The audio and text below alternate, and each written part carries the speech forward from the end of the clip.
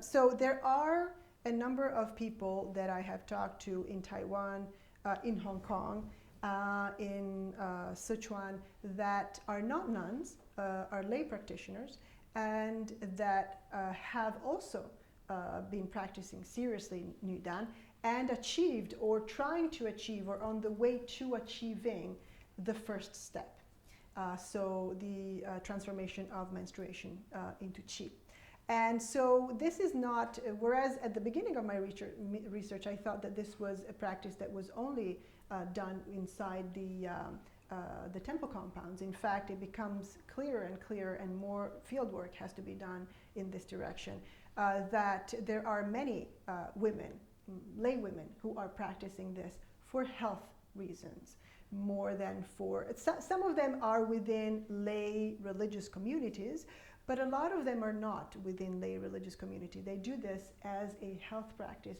And here I think maybe we can go into the discussion of Nüzi Qigong, which is basically women's Qigong or female Qigong.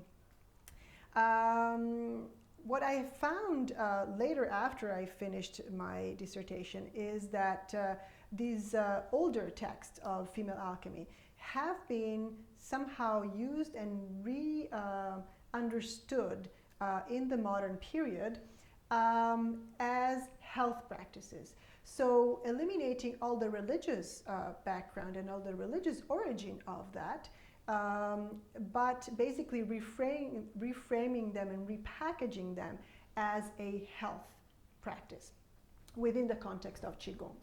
And what I find very interesting about this new development of nüdan transforming into Nüzi Qigong is first and foremost this stress on health and elimination of any religious part of this practice, and the fact that it's packaged as a medical technique, a technique within the boundaries of medicine and science, and so explained as a scientific experiment in improving the health of the female body.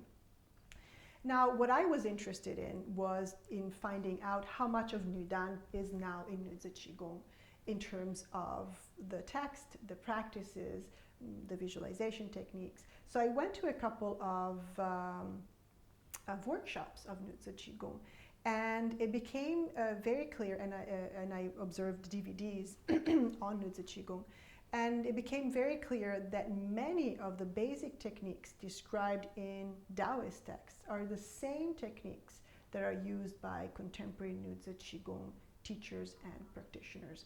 Massaging of the breasts is the same, even down to the count of how many times you massage your breasts. Importance of the menstrual cycle is also to the forefront of this practice. So I found this particularly important because whereas in nüdan, women are transforming the menstrual cycle in order to attain immortality, in Nüzi Qigong, women are not transforming their menstrual cycle. They might be